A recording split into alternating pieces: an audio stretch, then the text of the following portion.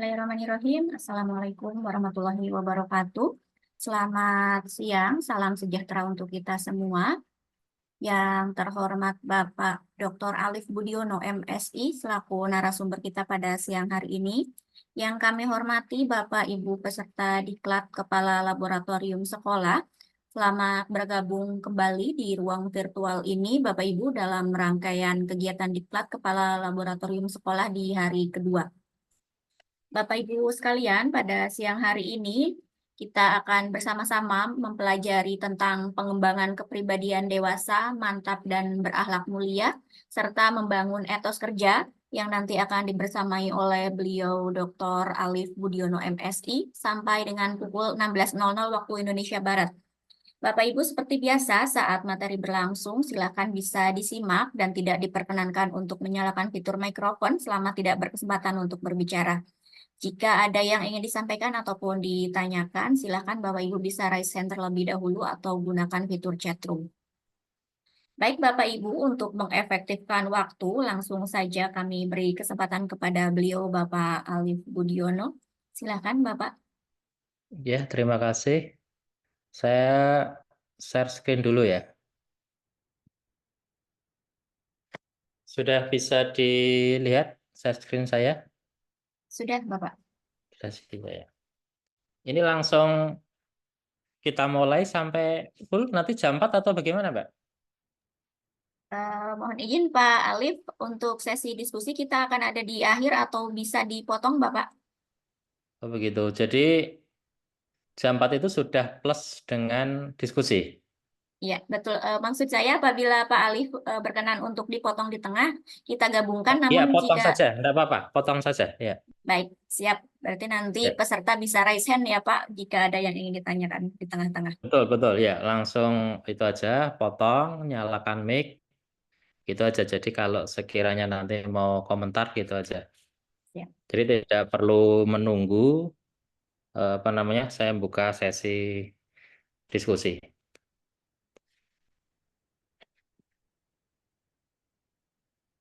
Ini bisa langsung saya mulai ya Mbak.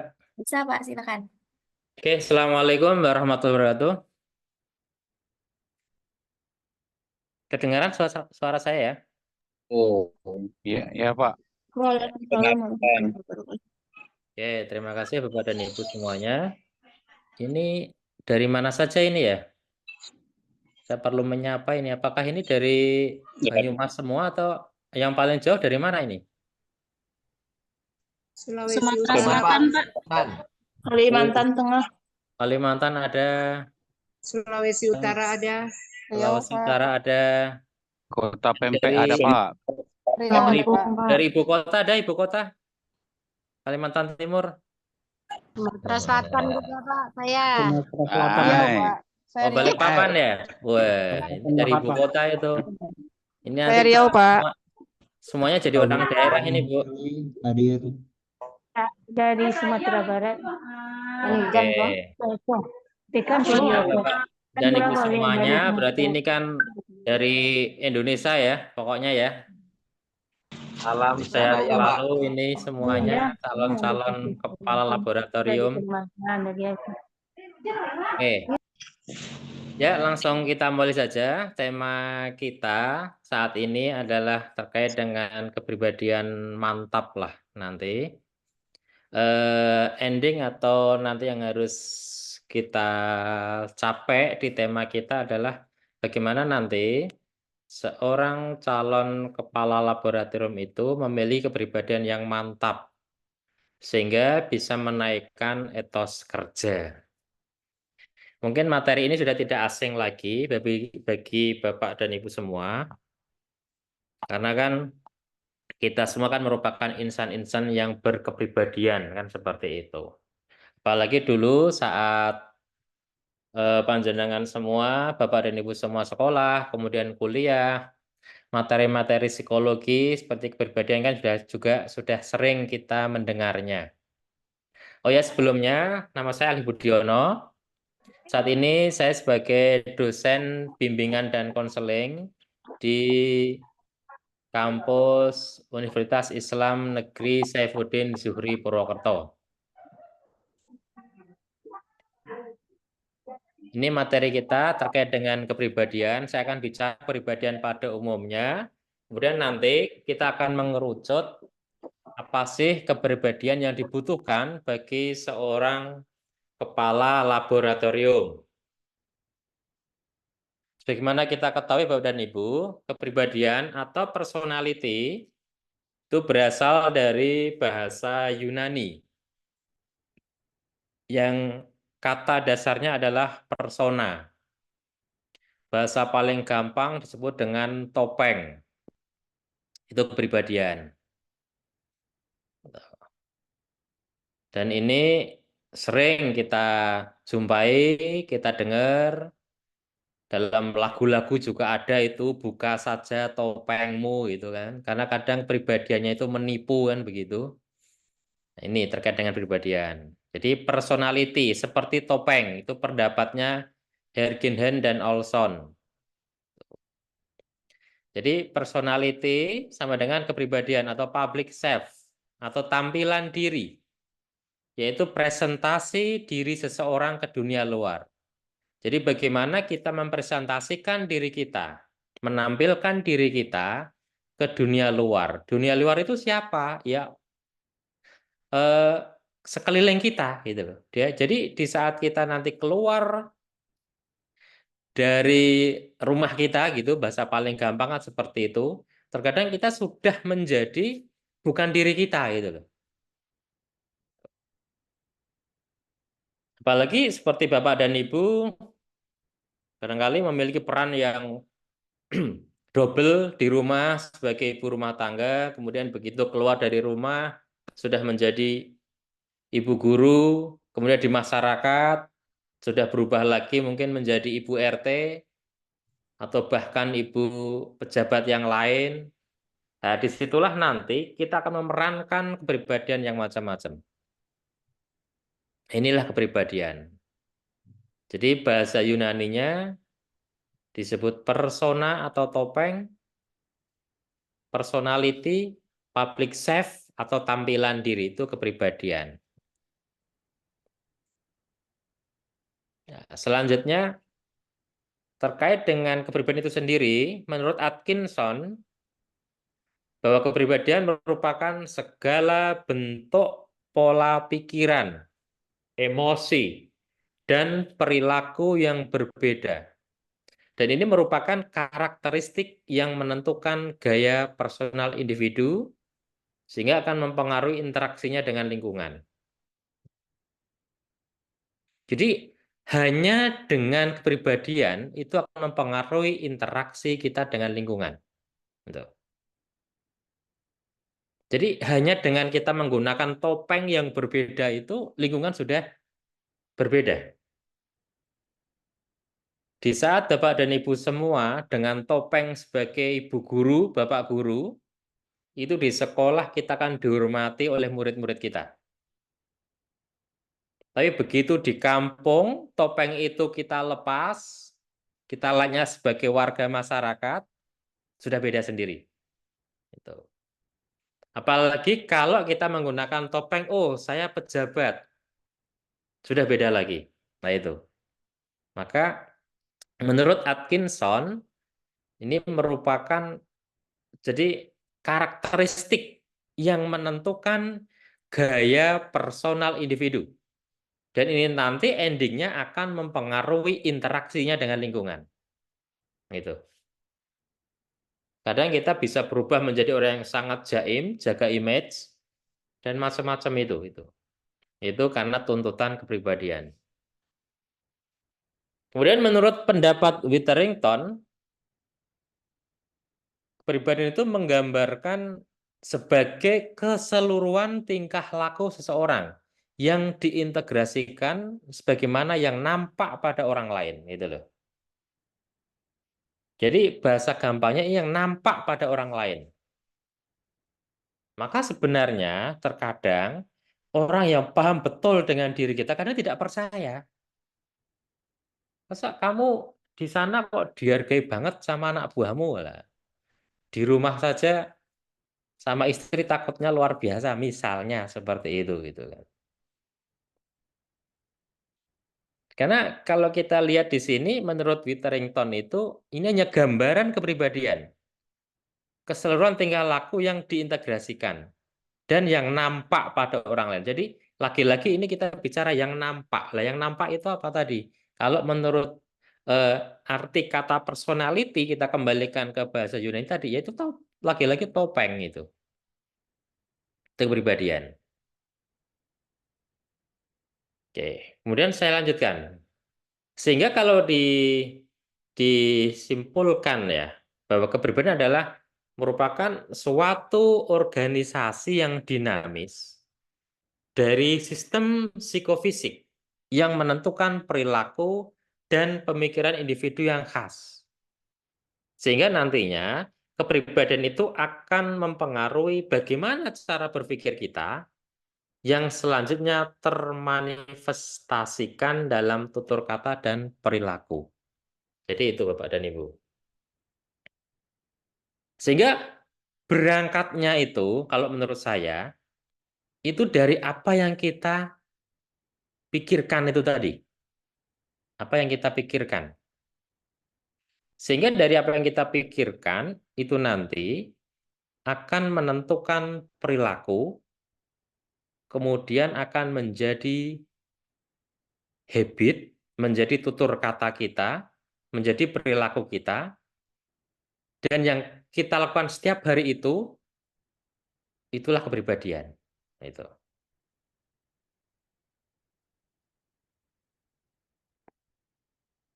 Jadi organisasi yang dinamis dari sistem psikofisik sehingga menentukan perilaku dan pemikiran individu. Itu. Nah, selanjutnya kepribadian ini juga dipengaruhi oleh faktor keturunan. Jadi ada silsilah hereditinya, keturunannya.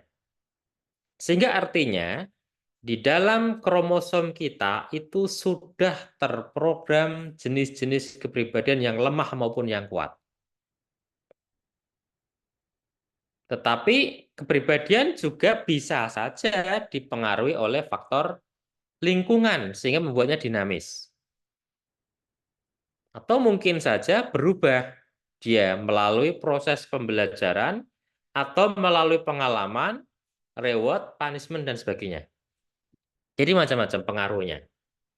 Ada dari faktor heredity, kemudian ada juga dari faktor lingkungan, atau dari faktor pengalaman.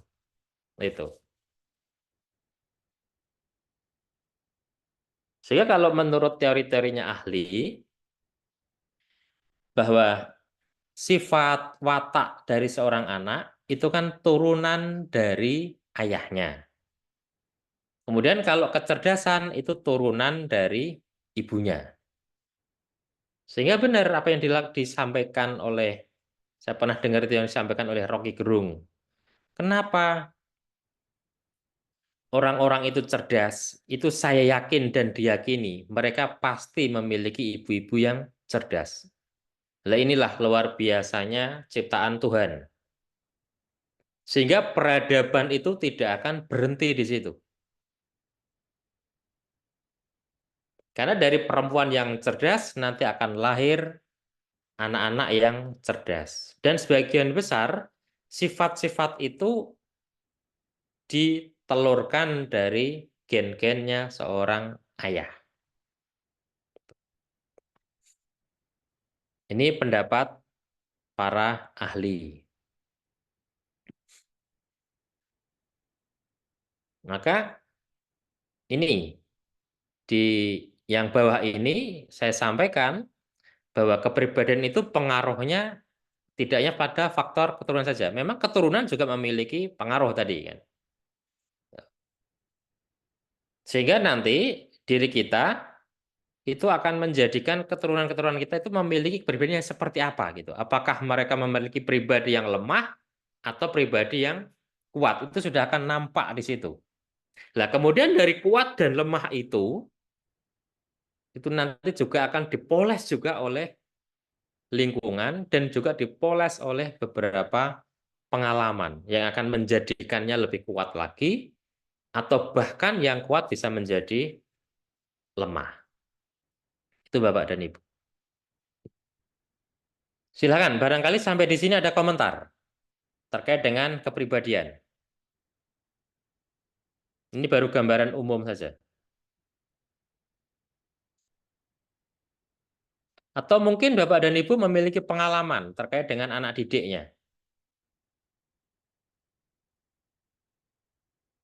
Kita sharing saja ini. Jadi saya sifatnya tidak mau menggurui panjenengan, karena saya yakinlah terkait dengan pedagogik dan macam-macam itu, ilmu-ilmu psikologi seperti ini Bapak dan Ibu juga saya yakin sudah menguasai. Oke. Kalau tidak ada, saya lanjutkan. Nah ini faktor penentu kepribadian. Jadi tadi yang saya sampaikan di atas ini kalau kita buat tabel apa grafik seperti ini, gambar bahwa kepribadian itu ini faktor penentunya dari keturunan, dari lingkungan, dan juga dipengaruhi oleh dari situasi atau dari pengalaman. Maka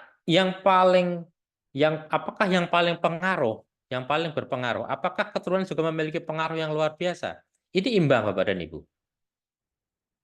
Pakar yang menganut teori hereditas itu mengatakan bahwa keturunan itu luar biasa, ada yang seperti itu.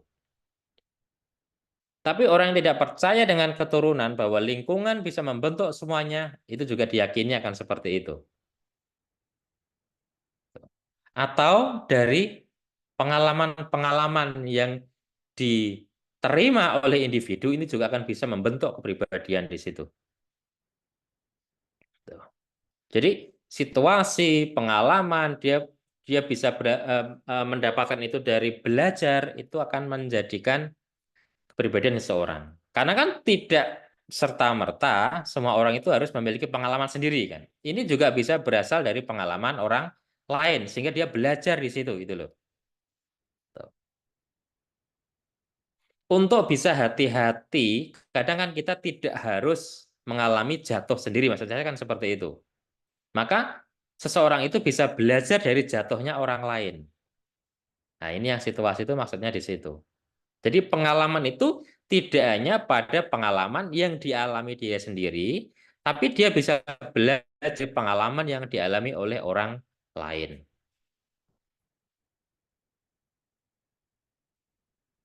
Nah, syukur-syukur tiga inilah nanti yang kita ramu, kita jadikan satu, sehingga menjadikan kepribadian kita kepribadian yang mantap. Jadi, apabila seseorang sudah berasal dari keturunan yang baik, kemudian dia hidup dalam lingkungan yang baik, mendapatkan pengalaman-pengalaman dan situasi yang baik, maka akan muncul kepribadian yang mantap. Harapannya kan seperti itu, gitu loh.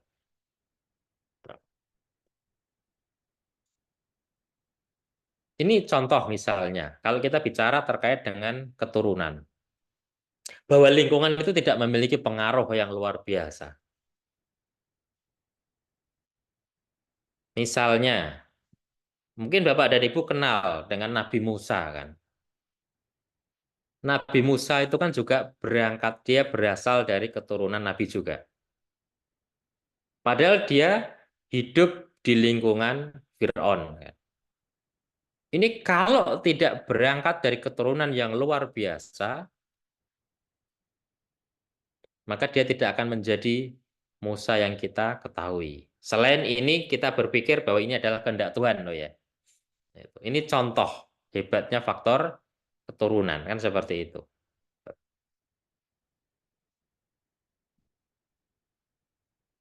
Atau mungkin ini juga akan terbantahkan dengan kisahnya anaknya Nabi Nuh misalnya. Anaknya Nabi, tapi ternyata anaknya Nabi Nuh itu juga tidak menjadi orang yang soleh. Dia lebih kalah dengan lingkungannya. Padahal dia dari keturunan Nabi, kan begitu. Maka teori-teori ini min plusnya itu di situ Bapak dan Ibu. Dan kemudian ini faktor situasi yang akan menempa kita Jadi dari pengalaman orang lain, pengalaman yang kita alami sendiri, itu semua akan membentuk kepribadian-kepribadian kita, gitu loh. Dan saya yakin panjenengan Bapak dan Ibu semua sudah pernah mengalami situasi-situasi tersebut, sehingga menjadikan kita itu menjadi pribadi yang kuat, pribadi yang mantap dan sebagainya. Hal ini terkait dengan faktor-faktor penentu kepribadian. Oleh karena itu, Bapak dan Ibu, untuk menjadikan nanti anak-anak didik kita memiliki pribadi yang mantap, itu juga terkadang ada beberapa pakar, itu kesalahannya adalah juga terletak pada kita sendiri sebagai orang tua. Maka kenapa generasi Z itu bisa berubah menjadi generasi stroberi, itu karena juga yang salah juga dari orang tua gitu loh. Kita selalu memanjakan dan macam-macam itu, akhirnya anak itu yang berangkat dari generasi Z di era yang serba cepat berubah menjadi generasi stroberi itu tadi. Nah, inilah peran situasi, peran lingkungan ini sangat penting di situ itu loh. Jadi generasi stroberi itu kan dikenal dengan kelihatan tampangnya bagus, tapi begitu dia kena masalah jatuh, aduh, kayak stroberi yang jatuh itu kan seperti itu. Sudah langsung lonyot dan macam-macam seperti itu. Nah, kita kan tidak ingin nanti generasi-generasi kita memiliki mental yang seperti itu, seperti mental stroberi. Oke. Silahkan kalau ada komentar. Atau kita berbagi pengalaman, sharing di sini Bapak dan Ibu.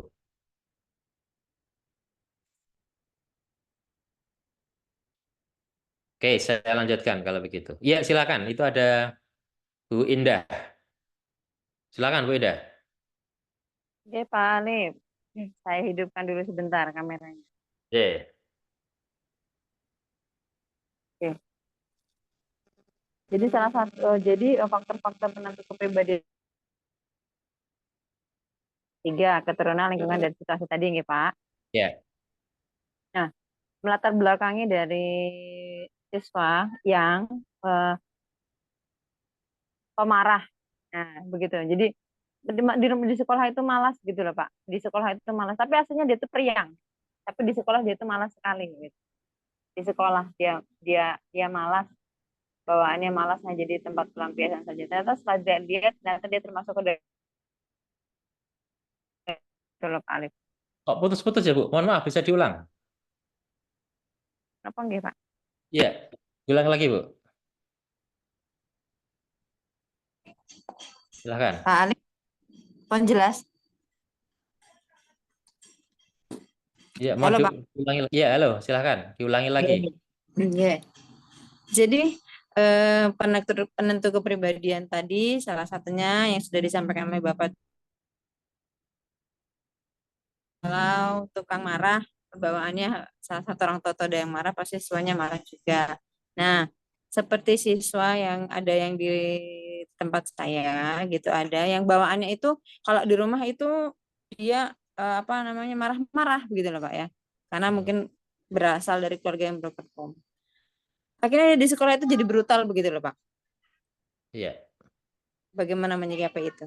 Terima kasih. Oke. Iya, silakan. Ini dari Pak Halindra. Ya, monggo Pak Halindra. Mau menanggapi atau ada permasalahan lain? Ada permasalahan lain, Pak. Ya, silakan Pak Halindra. Assalamualaikum warahmatullahi wabarakatuh. Perkenalkan, nama Helendra dari SMP Negeri 2 Tulung Selatan, Kabupaten Oki, Provinsi Sumatera Selatan. Dalam faktor penentu kepribadian yang sudah Bapak sampaikan tadi, bahwasanya ada 3 faktor, yaitu keturunan, lingkungan, dan situasi. Yang menjadi permasalahan kami, Pak, masalah siswa dalam faktor lingkungan. Ketika diajak belajar, Pak, mereka sering keluar masuk kelas anak tersebut.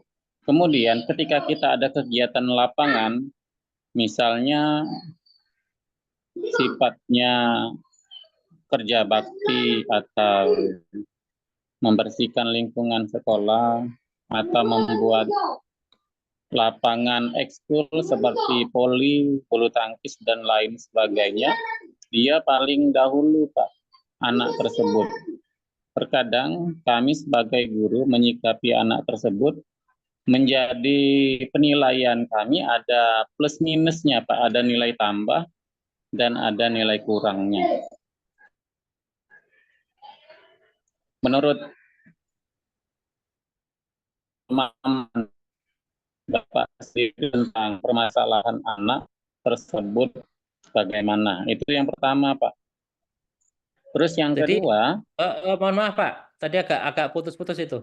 Jadi terkait dengan anak yang bagaimana tadi? anak yang ogah-ogahan diajak belajar, Pak sering masuk keluar kelas. Oh iya, anak yang Nah, malas, ketika tapi satu sisi kan dia saat kerja bakti rajin ya. rajin, ada plusnya, Pak. Iya, Jadi menyikapi permasalahan anak tersebut sudah di konseling, sudah dipanggil ke guru BK, sudah diselesaikan permasalahan, tapi masih berulah, Pak. Karena anak iya, tersebut sifatnya lebih dominan ke lapangan maunya Pak dibandingkan di dalam kelas gitu. oke ya. Terus yang kedua Pak, yang kedua kalau dikaji Pak, kalau dikaji permasalahan-permasalahan peserta didik itu banyak sekali karena sampai saat ini di tempat kami itu ada anak yang sudah ikut-ikutan faktor lingkungan sekarang sudah arah istilahnya kena arah narkoba Pak. Iya. Kemarin sudah diselesaikan dengan pemanggilan orang tua, tapi anak tersebut masih melakukan kegiatan yang sifatnya mau menang sendiri. Dalam artian anak tersebut kalau bahasa kami maunya sendiri, tugas tidak mengerjakan, kemudian sering ke kantin, kelasnya di kantin Pak, mungkin tidak di kelas. Karena anak-anak tersebut perlu pendekatan secara mendalam, karena faktor dari lingkungan tadi Pak, karena pecandu dari narkoba tadi Pak. Maka dari itu menyikapi permasalahan tersebut juga Pak, karena kami sudah melibatkan komite sekolah dan juga orang tua dan juga perangkat desa dalam menyelesaikan kasus ini. Maka dari itu mohon solusinya dalam permasalahan ini. Oke. Terima kasih Pak dari kami. Ya. Assalamualaikum warahmatullahi wabarakatuh. Waalaikumsalam. Ya, terima kasih Bu Indah sama Pak Alindra ini ya. Oke. Bapak dan Ibu ya, kalau kita bicara terkait dengan kepribadian, ini yang perlu nanti kita menjadi sepemahaman ya. Bahwa kepribadian itu tidak bisa kita selesaikan secara instan loh ya, untuk merubah pribadi itu. Itu. Ini proyeksinya itu bukan jangka pendek Bapak dan Ibu. Ini harus kita pahami semua. Ini proyeksinya jangka panjang. Saat ini mungkin ya panjenengan itu yang menggulawentah mengajari mendidik anak-anak itu kadang di SMP atau mungkin di SMA, aduh bocah kok nakalnya minta ampun, nggak ketulungan gitu kan. Kita sudah setiap hari itu mungkin memberi nasihat dan macam-macam itu. Mungkin entah kadang kita nggak sabar itu, kita juga sering memberi apa ya punishment terus dan macam-macam itu kan inginnya kita kan instan ya, inginnya kita itu bahwa hari ini kita didik, hari ini kita kasih punishment, besok berubah. Itu inginnya kan seperti itu kalau bisa sih waduh ini luar biasa seperti itu, tapi perlu kita yakini bahwa terkait dengan kepribadian itu nanti kadang itu anak itu baru merasakan apa yang kita nasihati sekarang, itu beliau akan merasakannya itu ya kadang 5 tahun, mungkin 3 tahun, atau bahkan 10 tahun. Itu. Saat ini panjenengan barangkali mungkin ada yang memiliki anak itu di SMA-nya nakal, Kemudian panjenengan dengar, kok bocah ini dulu itu di sekolah nakalnya luar biasa, tapi sekarang jadi orang sukses. Mungkin dia jadi tentara, jadi polisi, akhirnya terus ingat sama panjenengan. Pak, Bapak ingat nggak dulu yang saya itu sering Bapak hukum? Misalnya seperti itu. Lah itulah Bapak dan Ibu, terkait dengan proses konseling itu seperti itu. Gitu. Jadi proyeksi perubahan dalam diri itu tidak bisa instan, mohon maaf itu ya, tidak bisa instan. Bahkan saya juga masih ingat dulu nasihat guru-guru saya, itu saya juga kadang ingatnya baru ini, oh iya ya, benar yang disampaikan dulu seperti itu. Lah, anak itu kenapa melakukan itu? Kadang yang pertama, dia sudah terlanjur sering, misalnya sering telat, tidak ngerjakan PR. Kok tiba-tiba dia menjadi anak rajin? Itu terkadang juga tantangan buat diri sendiri. Alah, itu bukan saya lah. Maksud saya menjadi orang seperti itu? Nah itu. Tapi saya yakin minimal nasihat dari panjenengan itu sudah masuk dalam diri, dalam memori anak, dalam long term memori anak. Dan itu nanti lompatan-lompatan itu perubahannya itu bukan sekarang, Bapak dan Ibu. Maka yang paling penting adalah kesabaran panjenengan dalam mendidik sehingga bisa membentuk kepribadian itu. Itu yang paling penting itu di situ. Jadi kesabaran-kesabaran itu loh. Itu. Jadi tadi ya terkait dengan permasalahannya Bu Endah itu. Ada anak yang berangkat dari rumah dari broken home itu kan memang dari lingkungan dan dari situasi kan tidak mengenakkan semuanya. Sehingga hal yang menumpuk itu sudah terekam semua dalam diri anak, ya terkadang akan mempengaruhi itu dalam pembelajarannya. Nah, itu kan jarang sekali anak yang dari broken home itu kemudian di sekolahnya menjadi hal yang berbeda. Dia berasal dari keluarga yang dalam tanda petik rusak, kok di sekolah dia menjadi teladan. Itu kan luar biasa kalau bisa seperti itu. Nah, oleh karena itu ya pendekatannya secara personal. Gitu. Itu kan bukan kesalahan semata dari sisi anak. Kalau memang situasinya dia sudah tidak memungkinkan seperti itu. Gitu. Nah ini kesabaran-kesabaran kita, nasihat-nasihat kita, itu yang selalu kita harapkan, sehingga kita juga menciptakan, sudah di rumah broken home, malah di sekolah disalah-salahkan terus. Coba, anak itu mau lari kemana coba? Anak mau mendapatkan pelindungan itu kemana gitu loh. Di rumah sudah tidak nyaman, kemudian di sekolah semakin runyam itu. Karena barangkali kalau di sekolah itu nyaman, minimal kan ada surga kan dalam hidupnya kan. Jadi minimal ada tempat untuk yang dianggap itu enak gitu loh. Apalagi tadi di rumah sudah tidak nyaman, di sekolah apalagi. Di rumah ketemu orang tuanya aja sebel, di sekolah udah ketemu sama guru BK-nya, ketemu sama kesiswaan, ketemu sama gurunya, yang dipermasalahkan itu terus. Dan minimal kita juga harus menciptakan lingkungan yang itu bisa membuat nyaman bagi seorang anak.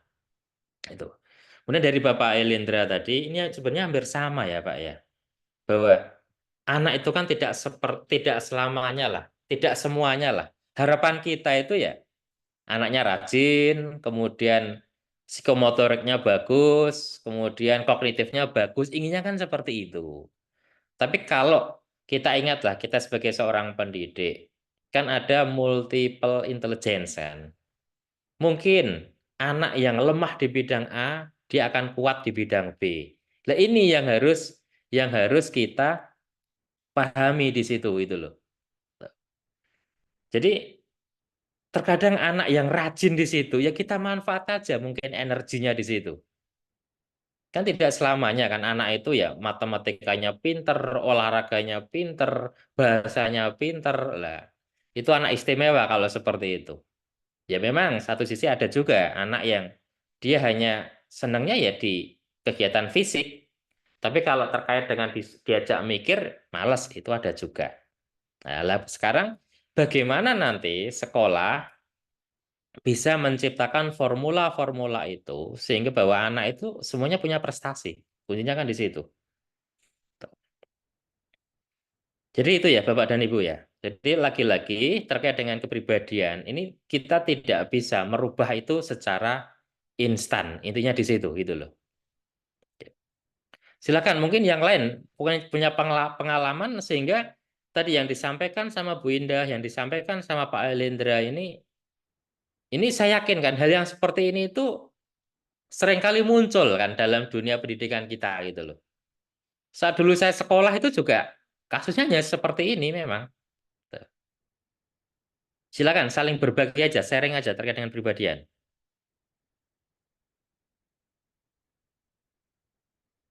Monggo Pak Alindra, barangkali ada hal lain.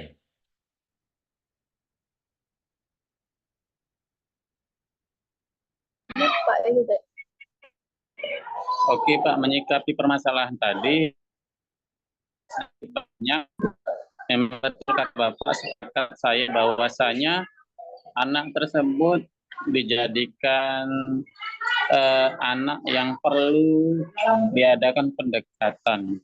Karena betul kata Bapak, di rumah sudah dimarahi, apalagi di sekolah. Jadi tempat anak tersebut di mana mengadunya, kecuali guru yang ada di sekolah itu sendiri. Maka dari itu konseling berperan serta dalam kegiatan tersebut, Pak. Iya. Maka dari itu wali kelas, kemudian teman-teman stakeholders yang ada di sekolah itu berperan penting dalam permasalahan yang ada pada anak itu sendiri. Maka dari itu sedikit banyak sudah sedikit nyambung apa yang disampaikan Bapak tadi, bahwasanya siswa itu perlu semacam pendekatan dan perubahan tidak bisa instan kata Bapak tadi. Ini bukan jangka pendek tapi jangka panjang. Terima kasih Pak atas berbagi cerita tentang permasalahan tersebut. Ya, oke, silakan. Ya, mungkin monggo Bu Indah bisa menambahkan. Kemarin yang mana, Nak? Itu Bu Indah angkat tangan lagi. Masih di mute Bu Indah. Ya, silakan. Sampun Pak. Ya, monggo. Oke. Tadi yang apa yang disampaikan jenengan di awal itu bahwa benar, apalagi seperti kami, ibu-ibu pagi jadi ibu guru, nanti kalau kami sudah di rumah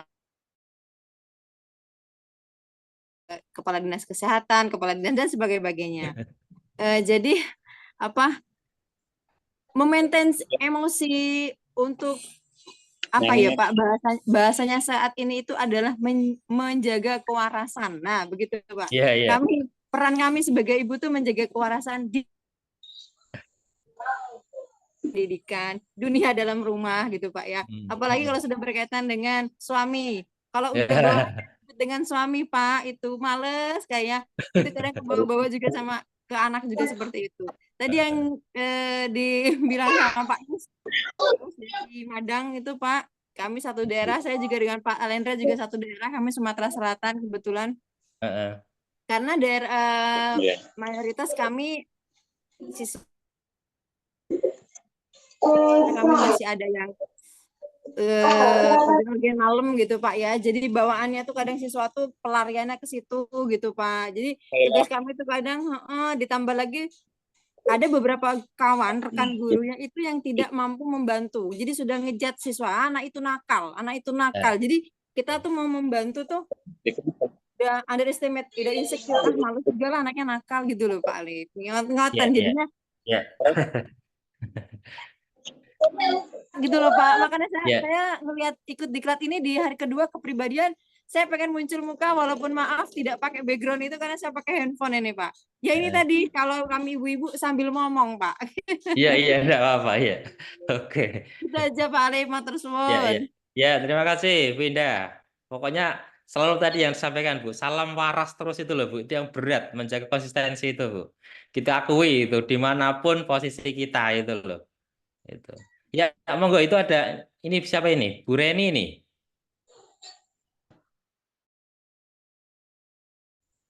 Iya Pak, saya Pak Bu Reni. Ya, monggo Bu.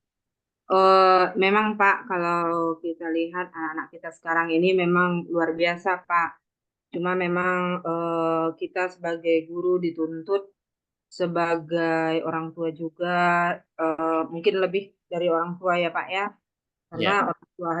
kalau orang tua hanya di rumah, tapi kalau kita ini dengan beraneka ragamnya mereka, jadi memang dituntut ekstra kesabarannya. Ya begitulah Pak, memang kadang menjadi guru itu bukanlah hal yang mudah, tapi memang harus kita jalani dengan lapang dada, dengan kegembiraan. Kalau saya ya seperti itu Pak. Kadang kalau siap mengajar itu ya kami kadang ya seringlah gurauan di kantor, bercanda, tertawa. Jadi ya dicari hiburannya Pak. Hmm. Jadi begitulah yang saya apakan tentang anak-anak kita ini sekarang gitu. Ya terima kasih Pak. Ya, ya. Oke, makasih Bu Reni ya. Jadi ya memang ini Bu, pendidik atau kita itu profesi yang sangat berat. Kita kan juga manusia biasa lah, manusia normal yang tidak luput dari permasalahan dan macam-macam. Tapi memang tugas kita kan harus mengawal itu untuk menjadikan anak-anak kita nanti memiliki pribadi yang luar biasa dalam tanda petik itu tadi gitu loh. Oke, Bapak dan Ibu, ini saya lanjutkan lagi ya. Terkait dengan bagaimana kepribadian itu gitu kan. Ini menurut pandangan ahli bahwa kepribadian itu ya ada dikatakan yang pertama like all other human being. Jadi kepribadian itu ya sama, semua manusia itu sama gitu loh. Semua manusia itu sama kepribadiannya. Ada yang mengatakan seperti itu. Atau yang kedua, bahwa kepribadian itu ya like some other gitu. Atau yang ketiga, like no other. Jadi berbeda sama sekali dengan orang pada umumnya. Lah, yang tidak ingin kita harapkan kan ini, yang ketiga ini, like no other human being gitu loh. Itu. Kalau sudah sampai seperti ini, itu kan seolah-olah itu kan kita itu kan diumpat sama sebagian orang itu. Wah, kayak wis ora menungso, misalnya seperti itu. Dia sudah tidak manusia. Lah kita kan nggak ingin kan yang seperti itu kan gitu. Maka inginnya kita memiliki kepribadian ya sama dengan pada umumnya bahwa seorang guru itu ya menjadi pribadinya bagus, kemudian humanis dan macam-macam, ketemu sama siswa ya senyum dan macam-macam kan seperti itu gitu loh.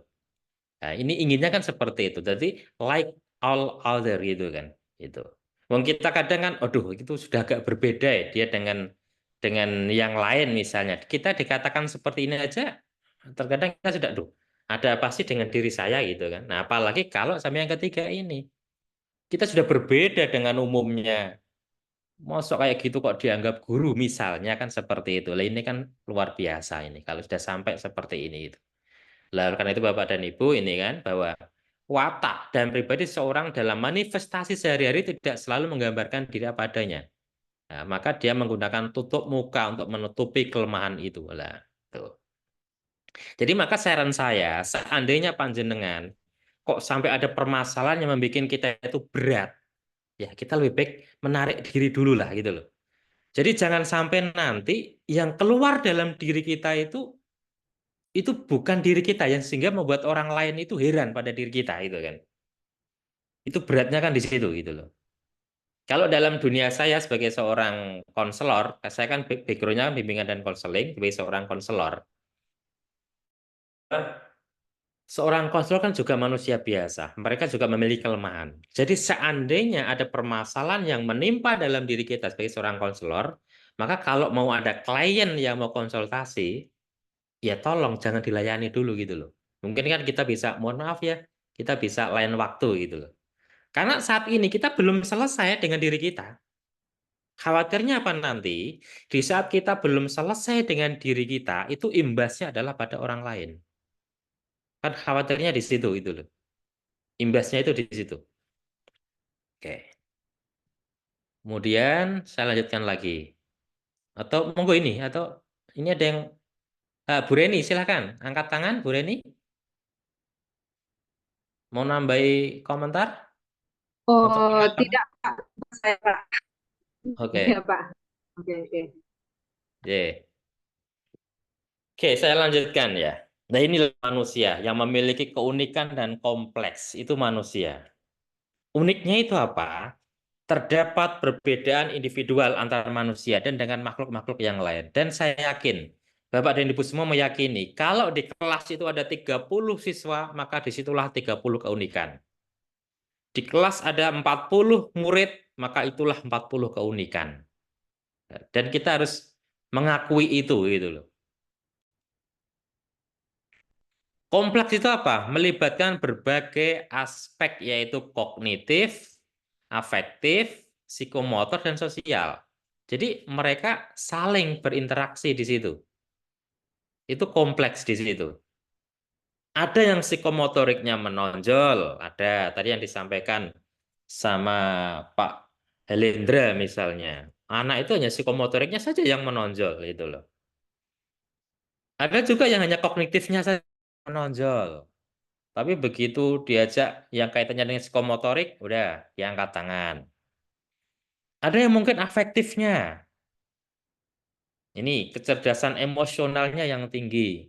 Tapi kognitif, psikomotoriknya tidak begitu tinggi. Dan macam-macam. Atau mungkin kecerdasan sosialnya yang tinggi yaitu.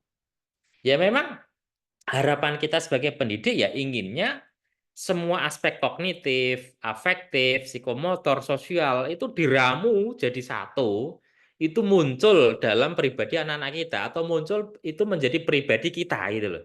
Sehingga kita menjadi orang yang luar biasa gitu kan.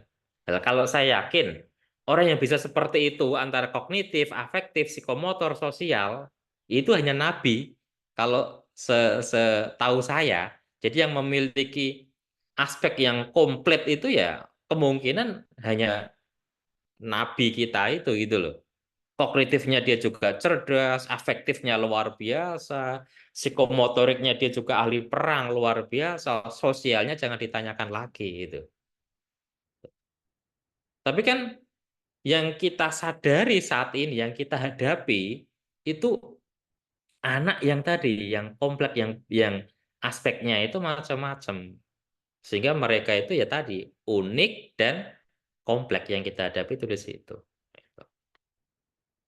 Sehingga nanti akan memunculkan kepribadian yang beragam. Nah inilah kepribadian. Jadi berkaitan dengan adanya perbedaan karakteristik yang paling dalam pada diri, inner psychological karakteristik manusia. Sehingga perbedaan karakteristik itu tadi akan menggambarkan ciri unik dari masing-masing individu. Gitu. Uniknya itu memang di situ, Bapak dan Ibu. Dan ini yang harus kita akomodir. Ini yang harus kita sayangi semuanya, bahwa mereka itu memiliki min, mereka memiliki plus. Gitu loh. Lah jangankan pada anak didik kita, anak kita saja yang lahir dari rahim yang sama. Ini contoh ya. Saya memiliki 3 orang anak itu kan, perempuan semua. Gitu. Lahir dari rahim yang sama. Bibitnya sama, semuanya dari saya. Itu aja uniknya beda-beda Bapak dan Ibu 3 orang itu. Gitu. Yang satu itu kalau punya keinginan yang pertama itu kalau tidak dituruti, udah matanya langsung nangis, kemudian baperan dan macam-macam. Yang kedua itu pendiam, cenderung introvert lah. Itu juga kalau memiliki keinginan udah Pak keras kepala, dia harus teguh, harus terlaksana misalnya seperti itu. Kemudian yang ketiga agak cuek anaknya. Ini baru 3 orang lahir dari rahim yang sama. Apalagi yang panjenengan gulawentah, yang panjenengan didik setiap hari, 40 siswa atau 30 siswa, mereka lahir dari heredity keturunan yang berbeda. Dari karakter sosial yang berbeda. Dari karakter lingkungan yang berbeda. Nah, itu saya yakin, keunikannya macam-macam. Kompleksitasnya luar biasa pasti. Itu.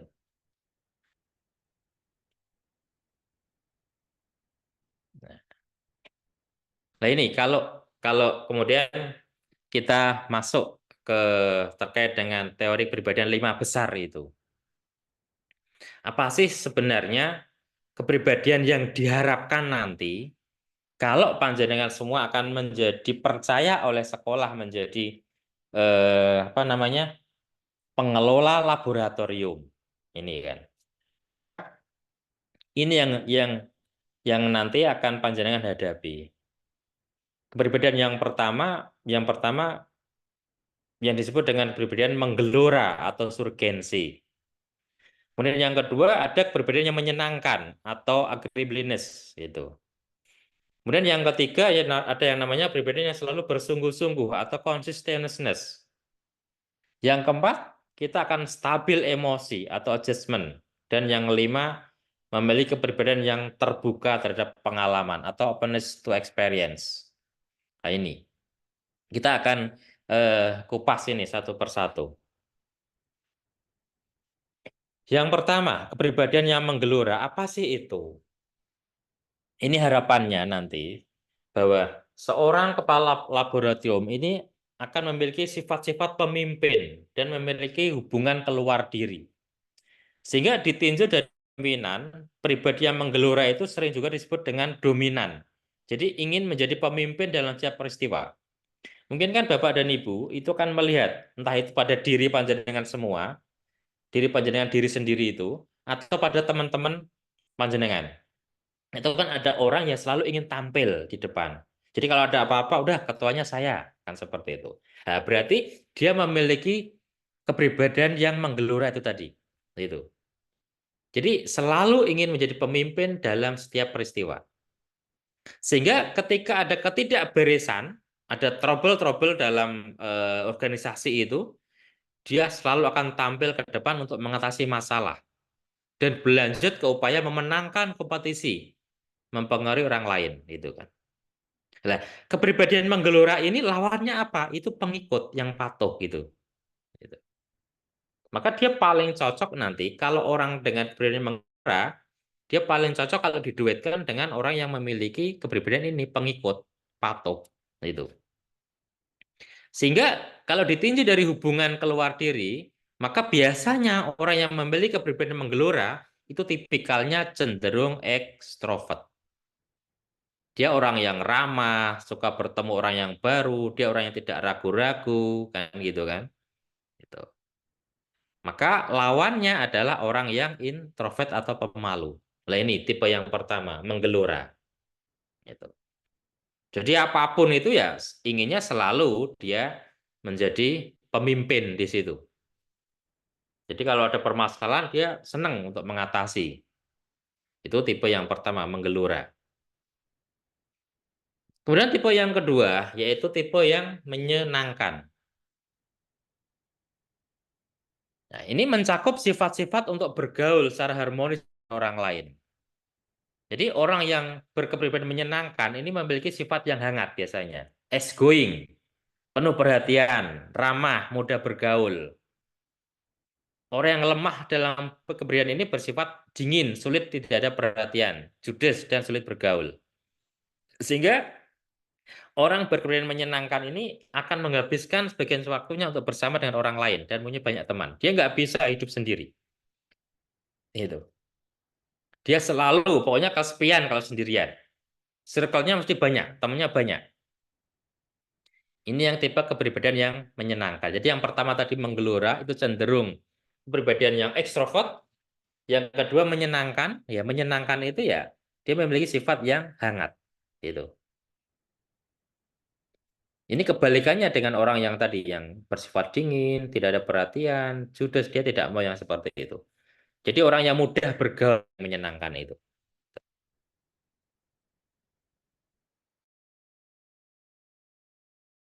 Biasanya orang yang seperti ini temannya banyak. Kemudian tipe yang ketiga, tipikal yang bersungguh-sungguh. Ini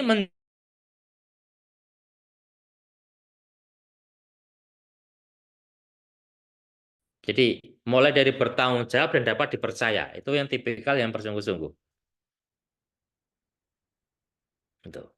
Jadi sifat lain dari pribadi sungguh-sungguh itu adalah kredibel. Jadi orangnya pasti kredibel, konformis.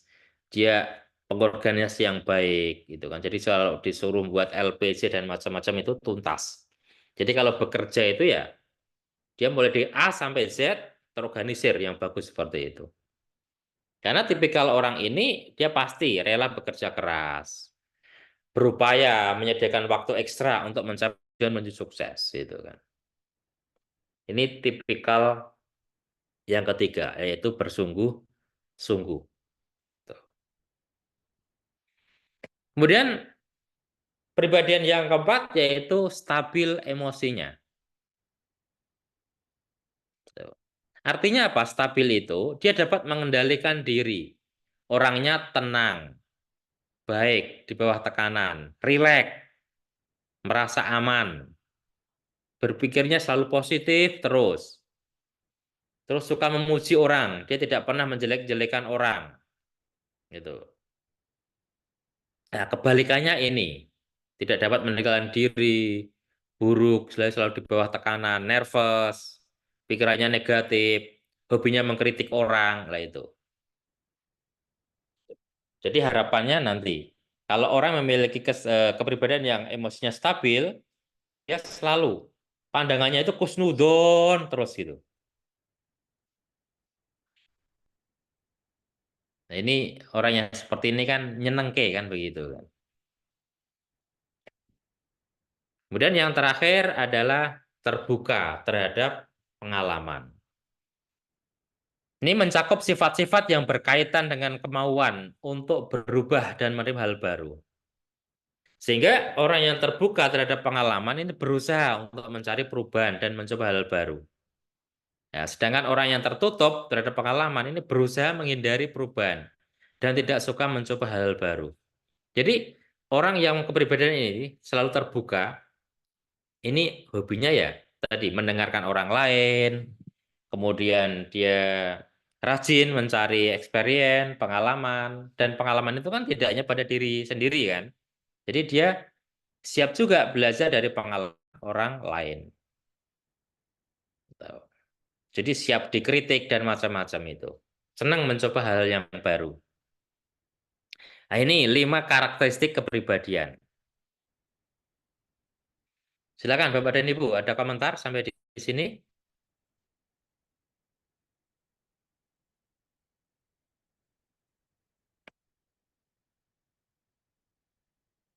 Jadi kalau 5 karakteristik kepribadian ini sudah saya rangkum, ini semua ada di buku itu, buku modulnya itu ada semua di situ.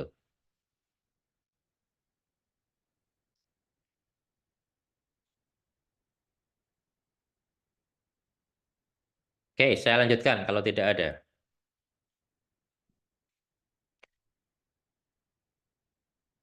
Nah ini, kalau kita bicara ya terkait dengan karakteristik kepribadian, maka tadi dari 5 kepribadian tadi, yang ini tadi, ya mulai dari yang pertama kepribadian yang menggelora, kemudian yang menyenangkan, bersungguh-sungguh, stabil emosinya, terbuka terhadap pengalaman. Maka dari karakteristik tadi itu akan menandakan apa? Yang pertama, bahwa kepribadian akan menggambarkan perbedaan individu. Itu. Jadi seseorang itu pasti memiliki perbedaan tadi.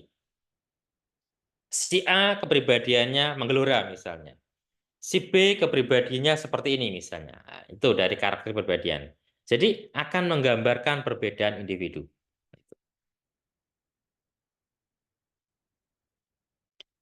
Sikap manusia dapat dianggap sebagai suatu kepribadian yang berbeda jika sifat tersebut menyebabkan ia berperilaku berbeda dengan orang lain. Nah ini nanti yang harus kita sikapi Bapak dan Ibu. Kita nggak boleh semuanya itu dianggap sama dengan diri kita ya. Karena tadi kata kuncinya semua orang memiliki kepribadian yang berbeda-beda, semua orang memiliki keunikan yang berbeda-beda, semua orang memiliki kompleksitas yang berbeda-beda. Itu. Kemudian yang kedua, karakter yang kedua yaitu kepribadian akan menunjukkan konsistensi dan berlangsung lama. Gitu.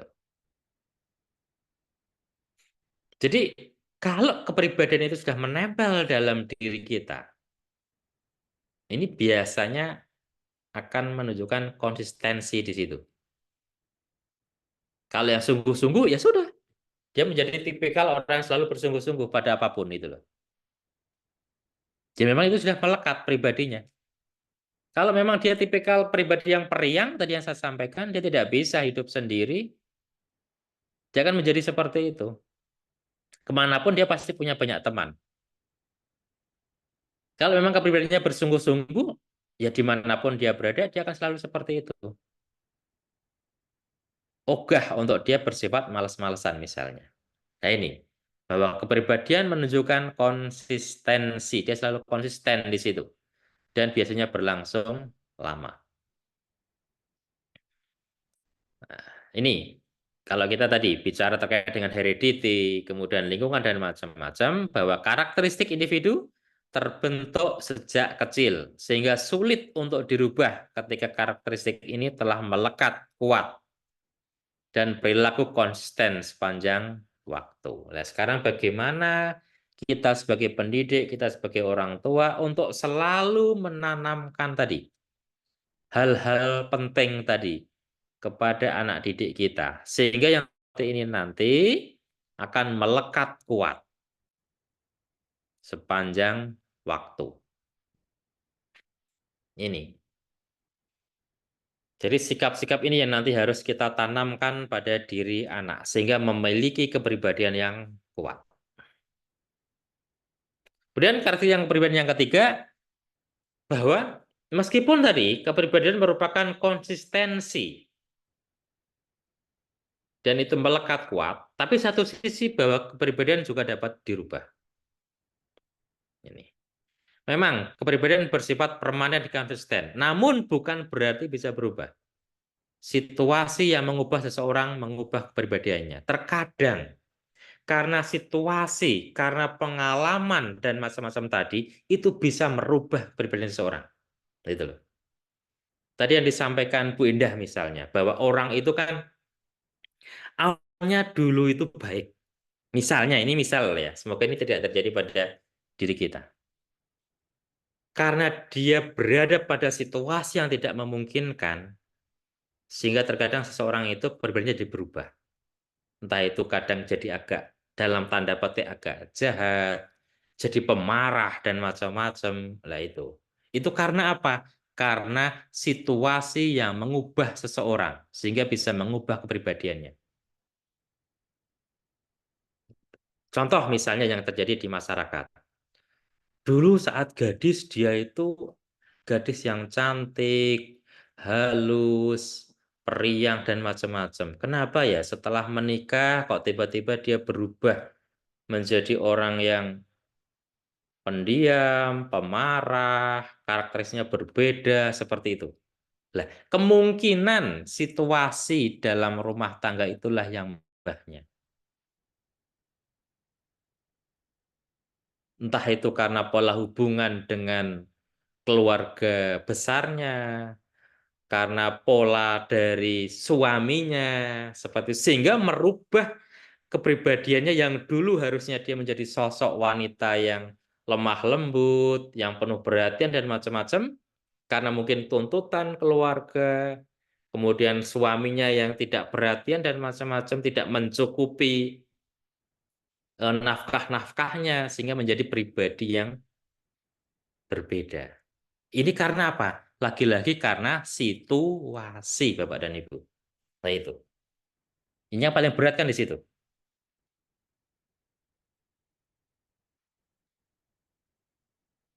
Oke, silahkan. Sampai di sini kita sharing aja, berbagi pengalaman. Monggo.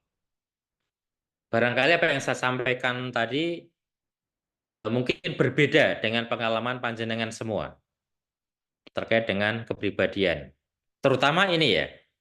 Oh, ternyata kepribadian dapat berubah ya. Misalnya seperti itu gitu loh. Silakan Bapak dan Ibu. Monggo Bu Reni. Silakan. Iya Pak, terima kasih Pak. Mungkin dalam kepribadian ini bisa berubah, memang ya Pak. Karena kita tergantung dengan situasi dan kondisi. Jadi mungkin kalau watak, karakter, atau lingkungan yang tidak memungkinkan, kita harus perhatikan juga mungkin lingkungannya Pak. Kalau seandainya lingkungannya misalnya tegas atau agak keras, walaupun kita mempunyai kepribadian yang agak lembut, tapi kita pun harus berusaha juga untuk sesuai dengan lingkungan yang kita tempati. Begitu juga dengan apa Pak? Memang betul kepribadian ini memang dapat berubah Pak. Jadi kalau menurut saya Pak, memang harus juga dirubah begitu. Dia dapat berubah dan harus dirubah dengan situasi tertentu Pak. Terima kasih Pak. Ya, oke, ya. Berarti sepakat ya, Bu Reni ya. Oke. Silakan, Bu Indah. Monggo. Ya.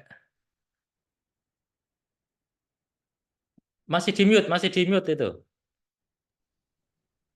Oke, sampun Pak. Ya, Yang kepribadian berubah tadi Pak. ya. Nah, itu menyangkut ke pribadi saya juga akhirnya. Saya refleksi diri aja. Jadi apa yang sudah Pak Alif sampaikan, saya benar-benar tertarik Pak Alif, makanya saya rasa ingin terus bisa berkomentar seperti itu. Nggih, Ya. apa saya pernah mengalami fase di mana saya itu introvert, apa yang disampaikan jenengan tadi. Nah, tiba-tiba berubah menjadi yang pendiam dan murung. Itu ada sekali dan bukan dunia aku banget gitu loh, Pak. Ya. Oke, bukan dunia aku banget, jadi aku berubah gitu karena sesuatu hal gitu kan. Tapi setelah dipikir-pikir tadi yang saya jenengan sampaikan tadi itu akan menjadi perilaku yang dimulai dari ya sudah menjadi kebiasaan. Saya pikir-pikir ini bukan aku, jadi sudahlah kembali jadi diriku sendiri. Orangnya ramah semua atau pemarah semuanya enggak ya Pak ya, kan lucu ya Pak ya, enggak Ya. unik ya, enggak kayak pelangi gitu kan. Nek pelangi warnanya biru semua kan ya lucu, kayak kami belajar di fisika juga begitu Pak, Iya. begitu. Jadi apa sempat saya berpikir begini loh Pak Alif, apa saya perlu ke psikiater, saya sempat begitu sempatnya. Ditambah lagi jenengan kan BK ya, tapi saya pikir-pikir ya dengan mendekatkan diri ke Allah ya, minta tunjukkan jalan yang benar, tolong perbaiki arahnya dan waraskan kembali pikiran saya, ya kembali ke jalan saya yang benar kok Pak. Ya, Ngoten. ya. Matur suwun. Ya, terima kasih Bu itu. Ya itu menurut saya itu wajar gitu loh. Itu wajar. Itu dinamika kehidupan Ibu. Dinamika kehidupan. Apalagi memang kadang kan gini kan. Apalagi kalau kita hanya berpikir itu secara idealis terus ya. Idealis itu. Ya contoh saja lah dalam berumah tangga. Idealnya itu setelah berumah tangga terus kita mikirnya yang enak-enak. Padahal realistisnya kan tidak seperti itu. Maka dulu saat saya menjadi guru BK di SMA, saya juga pernah jadi guru BK di SMA. Saya langsung terus terang sama murid-murid saya yang SMA. Siapa yang setelah lulus SMA nanti, Anda akan memasuki hidup yang dalam tanda petik rekoso, dalam tanda petik Anda akan menjadi yang seperti itu, silakan langsung menikah saja. Kecuali kalau nanti calon suami Anda itu seperti suaminya Nia Ramadhani. Anda akan berbeda di situ, gitu loh. Tapi kalau calon suami Anda itu mohon maaf ya, itu levelnya itu masih seperti kalian, ya hanya lulusan SMA juga dan macam-macam, Anda juga harus bersiap diri sehingga nanti kepribadian Anda itu akan berubah. Yang awalnya di SMA itu periang dan macam-macam, nanti pasti akan berubah drastis kepribadiannya. Lagi-lagi karena apa? Karena situasi ini gitu loh. Karena situasi ini. Jangan dikira kita nanti bicaranya itu idealnya kan gitu kan. Nah, lagi-lagi permasalahan itu kan muncul manakala antara idealisme sama realita itu terjadi gap itu tadi. Dan yang harus kita pahami ya ini realita itu. Dan ini yang harus kita hadapi. Gitu. Maka terkadang lagi-lagi kan tadi yang saya sepakat dengan sebagian Bu Indah. Kita selalu menjaga kewarasan kita gitu loh. Kita harus mempertahankan kita meskipun situasi kanan kiri kita itu kadang tidak mendukung di situ. Jadi contoh misalnya ada satu kisah mungkin Bapak dan Ibu sudah pernah mendengar semua bahwa ada orang yang mau menolong ular yang mau kebakaran. Jadi ular itu kan wataknya seperti itu. Meskipun dia itu mau ditolong, tapi begitu ketemu sama orang, pasti kepinginnya mematuk, menggigit. Itulah watak ular itu loh. Lah, orang dengan watak belas kasihaninya, dia akan selalu menolong ular itu. Meskipun efeknya apa? Dia itu akan dipatuk. Sehingga kalau kita berpikir yang simpel saja, ngapain sih saya akan menolong ular yang akan mencelakai saya? Tapi lagi-lagi seorang itu kan konsisten pada dirinya bahwa saya orang baik. Saya tidak akan terpengaruh dengan situasi kanan kiri saya. Itu yang paling berat di situ. Menjadi diri kita yang sejati.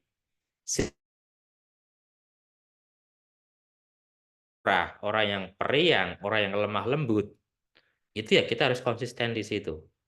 Meskipun situasi kanan kiri apapun itu, ya memang terkadang itu akan mempengaruhi. tapi tidak membalikkan itu menjadi 100 derajat.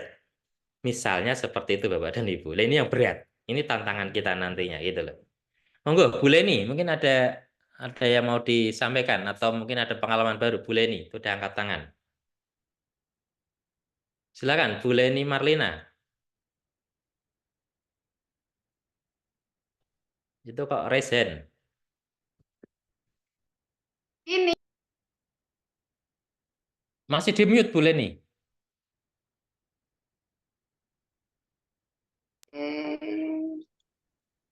Ya, silakan. ya bisa sekarang. Oke, bisa. Ya. Ya, bismillah. Ya, berarti karakteristik kepribadian bisa berubah pada situasi dan kondisi tertentu ya. Ada ketika masih gadis, dia orangnya pendiam, tetapi setelah menikah, orang jadi pemarah, suka teriak-teriak. Kemudian ada orang juga yang baik, orangnya istilah kata dia orang yang baik lah. Tetapi karena selalu disakiti, selalu dicurangi, akhirnya dia jadi jahat. Jadi istilah orang jahat itu adalah orang baik yang tersakiti. Apakah benar seperti itu, Pak? Terima kasih. Makanya tadi Bu, ini bahwa ada statement bahwa kadang situasi itulah yang bisa mengubah kepribadian kita, gitu loh. Statement itu. Nah, kita untuk menjadi orang yang konsisten itu memang komah bahwa mempertahankan kita yang sesungguhnya itu kan kadang berat. Apalagi kalau kita itu kan hidup dalam lingkungan yang terkadang situasi itu tidak mendukung gitu Bu. Situasi itu kan macam-macam, entah itu lingkungan keluarga kita, kemudian lingkungan organisasi, kantor kita, teman-teman kita. Apalagi memang kalau tuntutannya itu seperti itu. Lah kita berani tidak keluar out of the box itu tadi. Supaya apa? Pribadi kita itu tetap kita mempertahankan itu gitu loh. Kadang kita berani apa tidak? Lah kadang kan kita kan tidak memiliki kemampuan untuk keluar di situ lah. Maka akhirnya apa yang jadi korban? Ya diri kita. Sehingga tadi yang disampaikan sama Bu Indah tadi itu benar juga. Aduh, kok saya jadi seperti ini ya? Saya tidak menjadi diri saya sendiri ya. Akhirnya kan seperti itu kan. Dan ini pasti jadi perang batin di situ gitu loh. Itu. Yang kita ambil apa? Salah satunya untuk mempertahankan kita itu ya mungkin alternatifnya ya entah itu hijrah atau macam-macam. Kita bisa sampai seperti itu. Itu. Sehingga yang harusnya kita itu bisa merubah lingkungan kita yang dalam tanda petik jelas ini lingkungannya yang salah, kita bisa merubah, jangan sampai nanti kita yang dirubah oleh lingkungan. Yang kita harusnya baik, kok terus kita kalah sama lingkungan yang dalam tanda petik lingkungan itu memang kurang benar. Itu, Bu. Jadi itu mungkin pendapat pribadi saya ya terkait dengan itu, Bu Leni. Atau Bu Reni mau menambahkan ini terkait dengan pengalamannya Bu Leni itu. Atau Pak Yus dulu ini. Monggo Pak Yus Sudarso.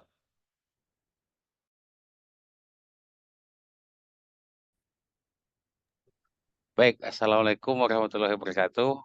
Salam. Ya, Pak. Jadi sudah panjang lebar membahas tentang kepribadian. Di sini saya menemukan beberapa contoh masalah kepribadian di lingkungan sekitar. Bagaimana menurut Bapak ketika kita mendapati karakter seseorang itu yang seperti bunglon, Pak? Bunglon, Seperti ya. bunglon artinya mengikuti pengaruh lingkungan tapi ada batasnya. Oke, misalkan ikut ke masyarakat yang hobi hiburan, ikut. Hobi perjadian, ikut. Tapi ada batasnya, tapi dia hanya sebatas untuk pergaulan dan mencari teman, sahabat, menjaga keamanan dan dikenal kepribadian seperti itu, Pak. Yang semuanya ikut. Baik. Oke, ikut ke arah yang kurang baik. Mengikuti tapi dengan batasan yang tidak mempermalukan jati dirinya, Pak. Nah, seperti itu bagaimana itu, Pak? Ah, itu coba kasus seperti itu. Oke, silakan. Sebelum saya menanggapi, mungkin Bapak dan Ibu ada yang akan menanggapi dulu ini dari contoh yang dikatakan Pak Yus tadi. Ini saya yakin semua lingkungan kadang ada gitu loh. Jadi hanya cari aman saja ini.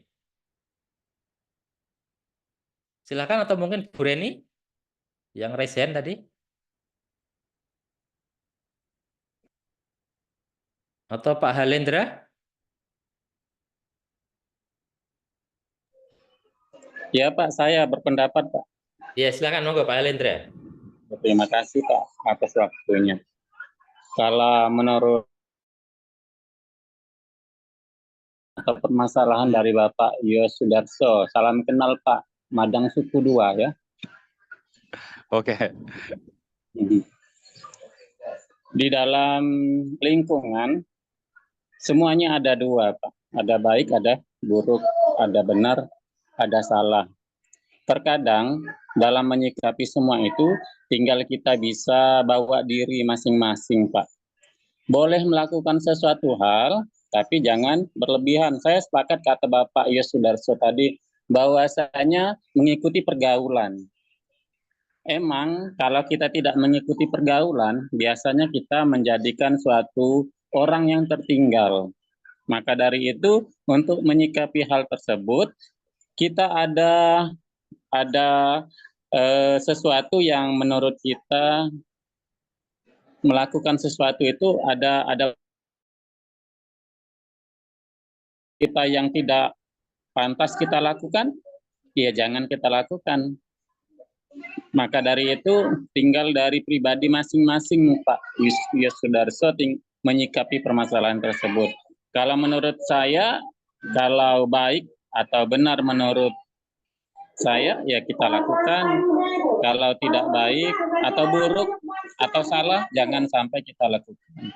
Makanya jangan menjadi orang yang ikut-ikutan tapi kita tidak tahu dasarnya. Maka dari itu tinggal kita sendiri sebagai orang yang menjalani hal tersebut. Itu pendapat saya Pak Alif.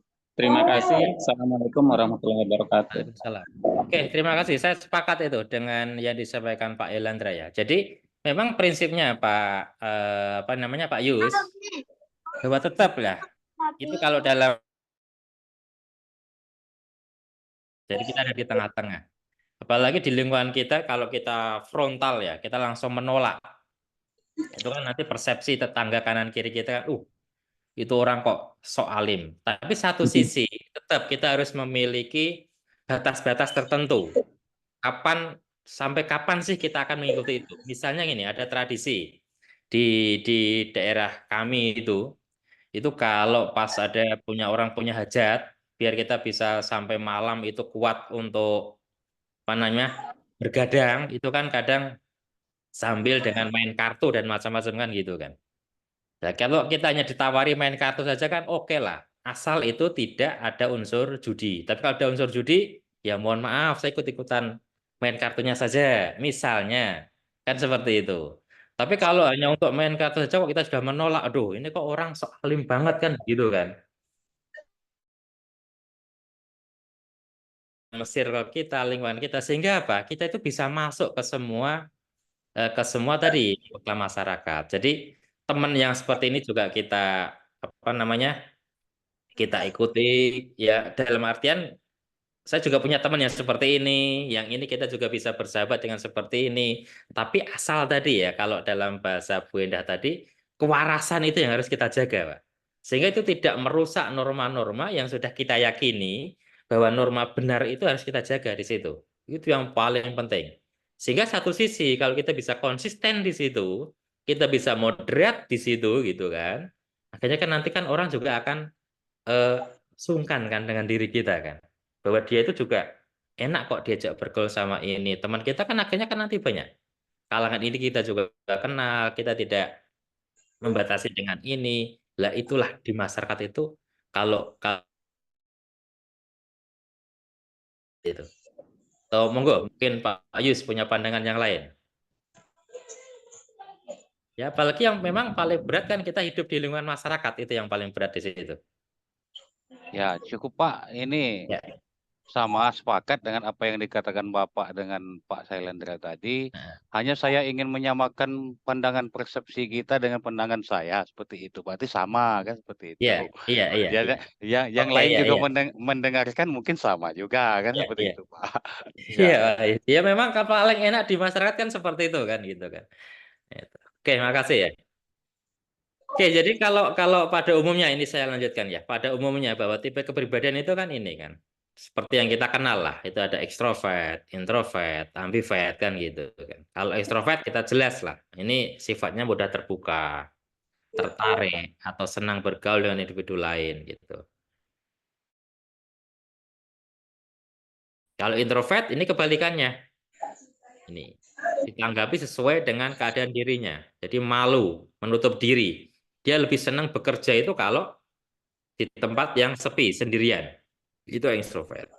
Nah, kalau ambivert ini gabungan, bersifat realistis objektif, tapi kadang juga bersifat subjektif. Jadi orang ini bisa dua-duanya. Nah, itu ambivert.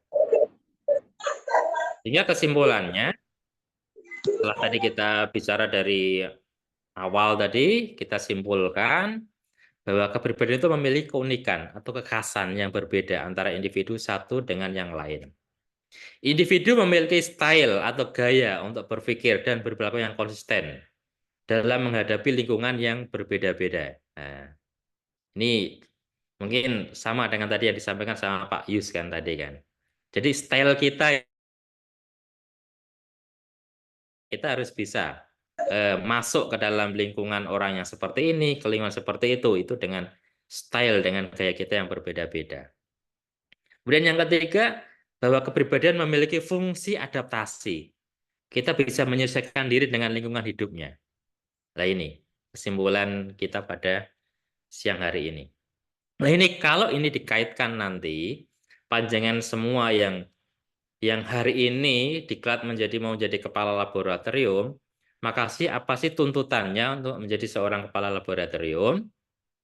Maka harapannya ini, kita harus memiliki kepribadian yang ini, bertindak secara konsisten sesuai dengan norma agama, hukum, sosial gitu. Kita bisa berperilaku secara arif, jujur, kita bisa mandiri, pede, dan selalu berupaya untuk meningkatkan kemampuan diri. Ini laboratorium, kepribadian ini kan begitu. Sehingga dibutuhkan komitmen nantinya sebagai seorang kepala laboratorium. Apa sih komitmennya? Yaitu berperilaku disiplin, memiliki etos kerja yang tinggi, bertanggung jawab, tekun, teliti, hati-hati dalam melaksanakan tugas. Kemudian kita dituntut untuk berkreatif. Kemudian yang keempat terakhir adalah orientasi pada kualitas. Gitu. Ya. Sehingga dari kepribadian tadi akan membentuk etos kerja kita, itu loh Bapak dan Ibu. Harapannya kan di situ. Apa sih etos kerja? Secara terminologi etos itu ciri, sifat kebiasaan, adat istiadat, ada kita melakukan sesuatu. Sehingga etos kerja ini gabungan antara sifat, ciri dalam melakukan sesuatu. Itu etos kerja kita. Sehingga nanti kita dikenal memiliki etos kerja yang tinggi. Jadi dalam melakukan sesuatu itu selalu dengan kebiasaan yang bagus, sesuai dengan standar moral, sesuai dengan adat istiadat. Jadi harapannya seperti itu. Sehingga kalau digabungkan, ini menurut pendapatnya Mukhtar Bukhari, bahwa etos kerja itu merupakan sifat dan pandangan terhadap kerja, kebiasaan kerja kita, ciri-ciri atau sifat mengenai cara kerja kita yang kita miliki, itu kan. Jadi itu. Jadi ciri dalam kita bekerja itu etos kerja.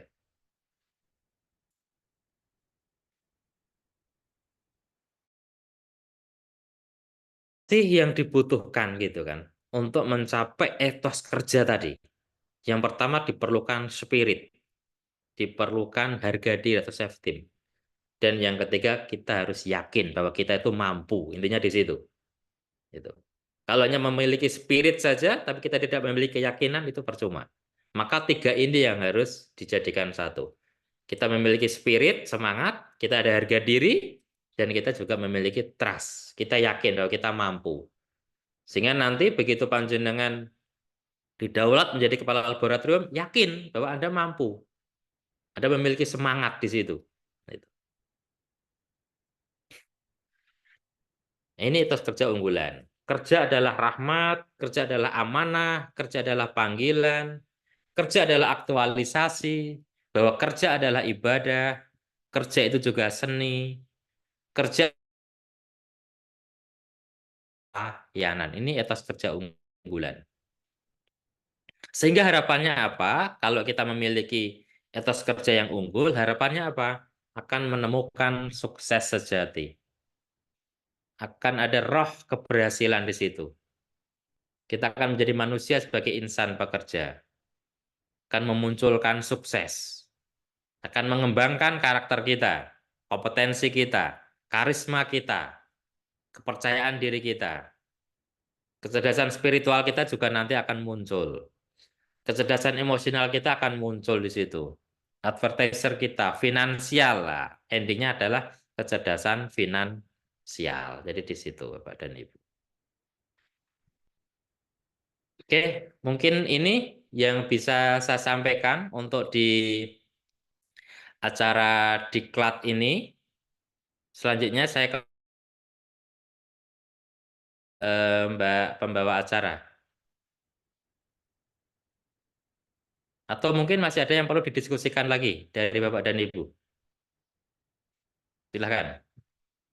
Pak, Ya, monggo Bu Reni. ini Pak, minta file bahannya nanti ya Pak. Oke, siap. Saya harus nge-share-nya kemana ini ya? Iya Pak, ini hujan di sini Pak. Terima kasih Pak. Ya, siap. Share-nya ke grup, Pak. Saya kok tidak masuk grup ya? Minta tolong ibu itu tadi, ibu pembawa acara tadi mungkin, Pak. Oke, ya. Baik, terima kasih Pak Alif Budiono atas materi dan juga sharingnya pada sore hari ini. Kita masih ada waktu sekitar 40 menit, Bapak. Ya. Mungkin bisa digunakan untuk sesi diskusi ya, Pak Alif. Ya, betul. Silakan. Silakan Bapak Ibu apabila ada yang ingin disampaikan ataupun ditanyakan, bisa raise hand terlebih dahulu.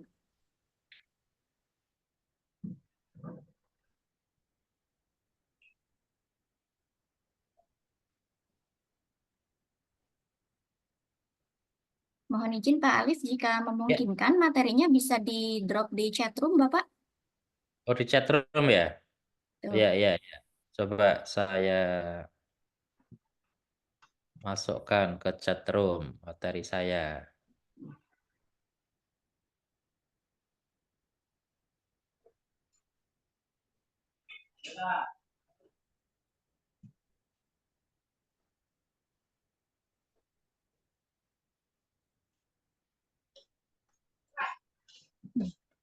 Meja mampek, kira. Hah?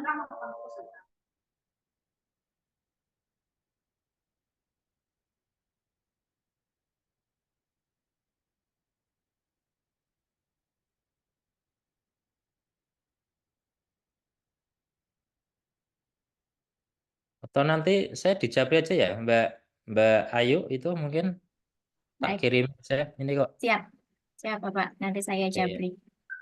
Ya. Oh ini coba.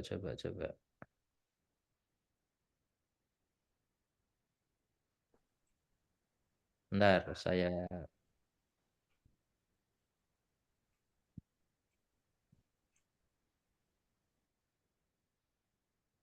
Silakan Bapak Ibu, barangkali ada yang ingin disampaikan ataupun ditanyakan, masih ada cukup banyak waktu. Oh ya, ini perlu ada tugas nggak Mbak Ayu ya? Boleh Pak, silakan. Oke ya Bapak dan Ibu. Ini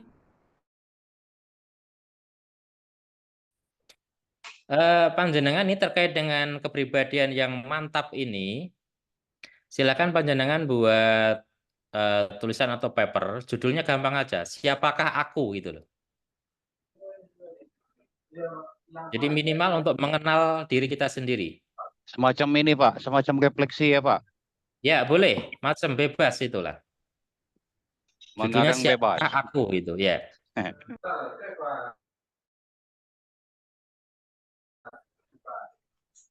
Saya tulis di chat aja. Tugas membuat paper atau sejenis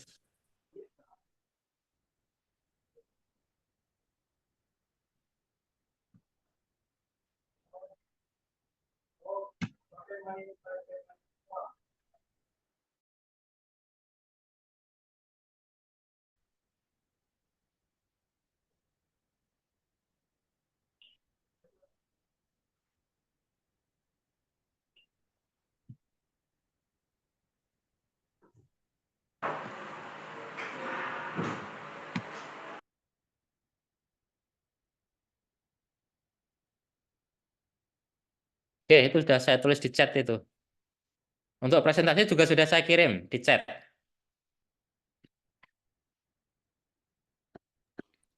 Ada batasan katanya ya buatan Pak? Ya ada, Bebas ya Pak? bebas. Oke.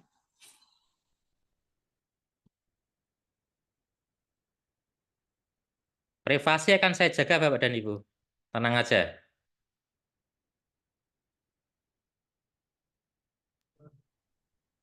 Ini Ibu, Pak, Ya, ini kemarin sudah ngasih tugas juga. Ini ngasih tugas juga. Jadi kumpulnya kapan ini? Semalam untuk semalam ngasih tugas juga ya.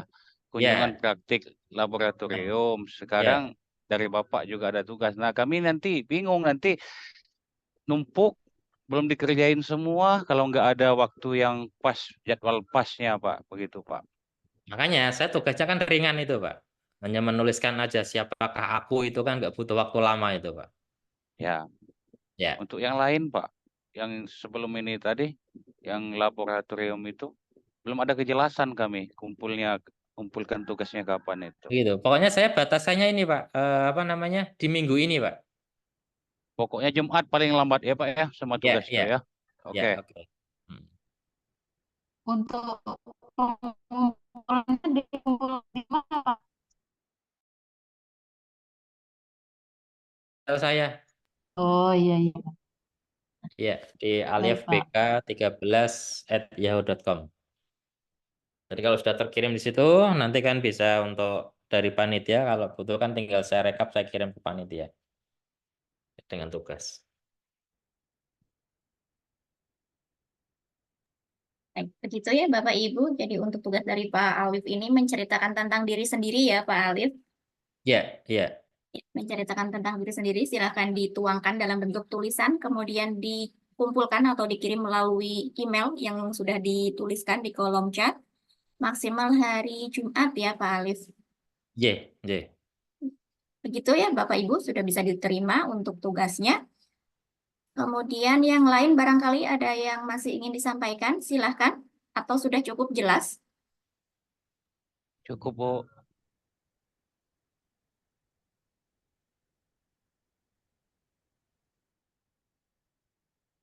Oke, Cukup kalau jelas. tidak ada mungkin ini saya tambahkan sedikit ya Bapak dan Ibu. Nah, inilah sifat-sifat interpersonal kita. Kelihatan ya di Zoom ya. Kelihatan Pak. Ya. Jadi nanti panjenengan kan bisa introspeksi sendiri lah terkait dengan ini. Ini yang pertama disposisi peran kita. Gitu kan. Kita bayangkan saja dalam organisasi kita, entah itu di sekolah atau dimanapun itu kan. Disposisi peran kita, apakah kita pada posisi takut atau berani misalnya. Nah, kemudian kita pada posisi dominan atau kita pada posisi tunduk. Ini posisi kita. Jadi Bapak dan Ibu semua itu cenderung bersifatnya itu dominan atau hanya tunduk saja. Disuruh apapun ya udah manut gitu aja. Kemudian yang ketiga, kita memiliki inisiatif sosial atau kita pasif sosial. Gitu. Jadi di peran-peran sosial itu peran Bapak Ibu ada di mana? Yang selalu menginisiasi atau kita hanya pasif saja? Itu. Jadi misalnya ini contoh, teman kita ada yang kena musibah di situ. Lah kalau temannya pada ke sana ya saya ikut gitu. Tapi kita nggak pernah menginisiasi misalnya. Nah ini terkait dengan disposisi peran kita. Kemudian yang keempat, apakah kita pada bagian yang independen, kita yang menjadi pribadi yang merdeka, atau kita pada pribadi yang dependen? Ini kita bisa membayangkan nanti posisi diri kita, Bapak dan Ibu. Itu. Nah, kemudian di bagian yang tengah ini, disposisi sosiometrik ini. Ini, yang pertama, apakah kita selalu menolak orang lain? Itu. Kemudian yang kedua, terkait dengan sosiabilitas kita. Apakah sosiabilitas kita itu tinggi atau sosiabilitas kita itu rendah? Kita bisa membayangkan diri kita. Ini nanti akan membentuk kepribadian kita. Kemudian selanjutnya, apakah kita itu termasuk orang yang ramah atau orang yang tidak ramah? Nah ini. Kemudian apakah orang kita itu selalu bersifat simpatik atau yang tidak simpatik? Kita bisa membayangkan diri kita sendiri, Bapak dan Ibu. Nah, kemudian di fase yang ini, yang paling bawah ini pada disposisi ekspresi. Panjenengan itu termasuk tipikal yang kompetitif atau tidak kompetitif atau tidak agresif. Orang yang gede rasa atau orang yang kalem. Lah itu. Ini bisa kita inventaris pada diri kita. Sehingga nanti akan muncul dalam diri kita kecenderungan kepribadian kita itu seperti apa gitu loh. Bahkan termasuk ini, kita selalu menonjolkan diri. Ini tidak menonjolkan diri atau mungkin kita orang yang gampang menarik perhatian orang. Nah ini kutub kiri, ini kutub kanan yang selalu positif, ini kutub kiri, dan begitu. Jadi ini kutub kanan, ini kutub kiri. Kita cenderung yang mana?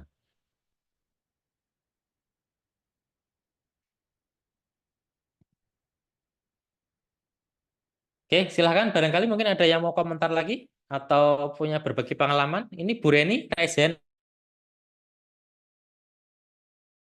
Tugas itu Pak, kan di sini baru hujan Pak. Ya. Tugas untuk selanjutnya apa Pak? Nanti biar jelas pula apanya. Itu saya tulis di chat, Bu. Saya tulis di chat. Oh, ada di chat Pak? Iya, ada di chat. Oke, terima kasih Pak. Oke.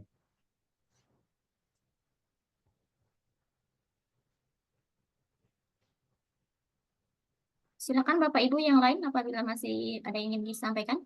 Bapak Nur Rafiq, silakan. Ya, Assalamualaikum warahmatullahi wabarakatuh. Waalaikumsalam. Yang terhormat Bapak Ali Budiono, ini perkenalkan saya Pak Nur Rafiq dari Lamongan, Bapak. Oh, Lamongan ya? Ya, Lamongan, Pak. Nah, ini cuma memperjelas tugas saja, Bapak. Ini apakah nanti kita membuat tugas itu diketik di Word terus dikirim ke email panjenengan, Ya. Bapak? Oh gitu. Ya. Terus ini ada batasannya berapa kata atau berapa, Bapak? Nggak usah, yang penting sudah bisa menggambarkan terkait dengan panjenengan, siapakah aku gitu loh. Tapi kalau hanya cukup saya adalah Nur Rafiq, itu aja kan yang nggak cukup. Oke, siap. Ya. Nah, oke. Siapa tahu Oke, mau sekalian. mintanya mau singkat jelas padat, Pak. Jadi seperti itu dibuatnya. Oke. Seperti Pak Yus yang terkenal di mana-mana itu. Iya, nanti mungkin yang paling panjang nanti Pak Yus itu ya. Oke.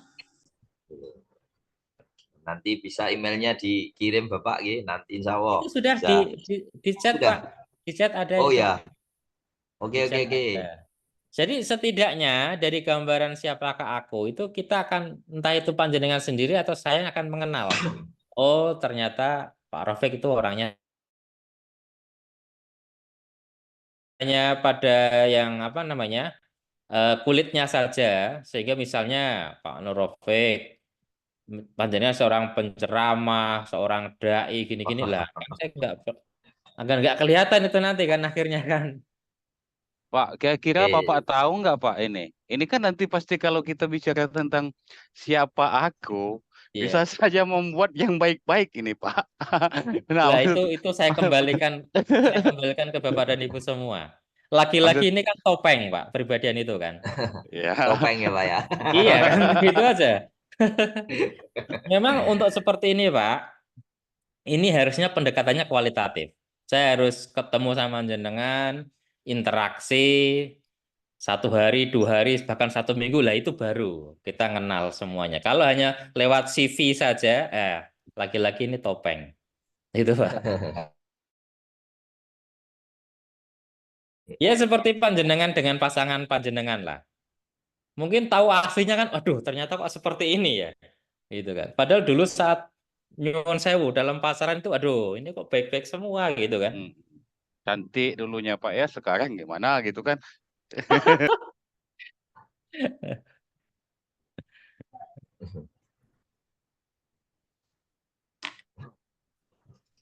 Silakan Bapak dan Ibu, ada lagi?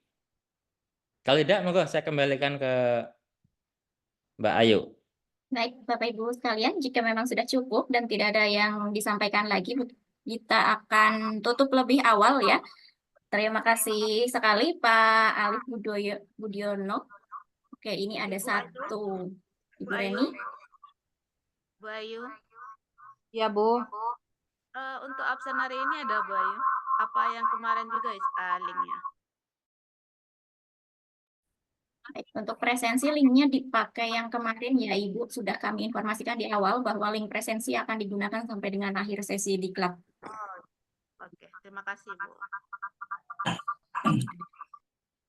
Baik, Oke, Bapak jadi Ibu. mungkin itu Mbak Ayu, waktu yang tersisa bisa untuk mengerjakan tugas lah, biar tidak menumpuk dengan tugas yang lain. Udah Baik. langsung aja diketik, kirim email, selesai itu.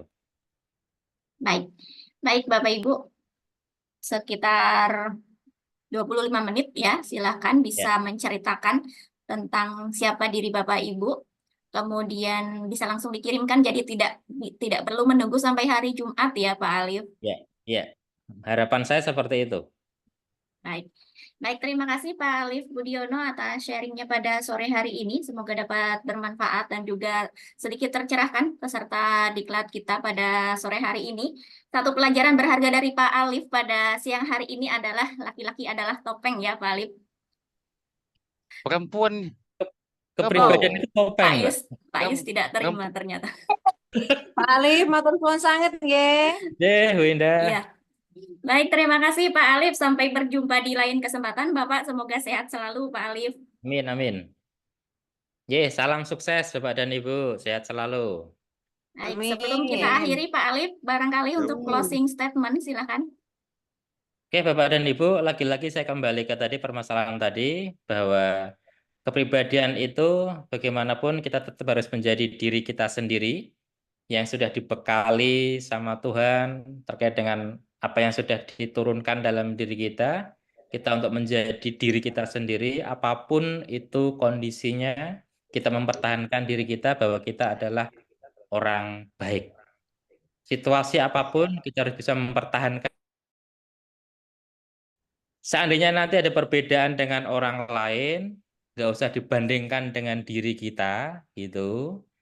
Kalau memang ada perbedaan, ya sudah, itulah karakter orang lain.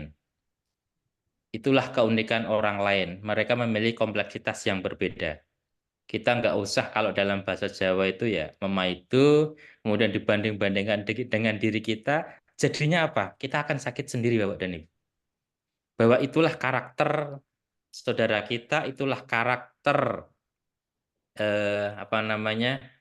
anak didik kita, dan kita mungkin bisa mensikapi itu dengan apa yang kita miliki, ilmu-ilmu yang kita miliki di situ. Dan lagi-lagi bahwa kepribadian itu tidak bisa ditanamkan secara instan. Kita bisa mengunduh kepribadian apa yang kita tanamkan itu pada anak didik kita, itu waktunya lama. 5 tahun ke depan atau bahkan sampai 10 tahun ke depan. Dan yang lebih penting lagi adalah jangan bosan-bosan untuk menanamkan nilai-nilai kebaikan, terutama kepada anak-anak kita dan anak-anak didik kita. Demikian, Mbak Ayu. Baik, terima kasih sekali lagi Pak Alif Budiono, luar biasa sekali.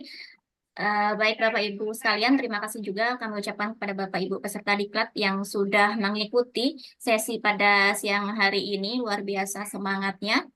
Sampai berjumpa nanti malam Bapak Ibu pukul 18.30 waktu Indonesia Barat. Selamat beristirahat sejenak.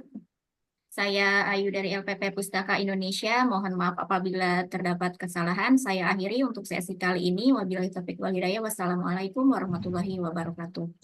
Waalaikumsalam. Waalaikumsalam warahmatullahi wabarakatuh.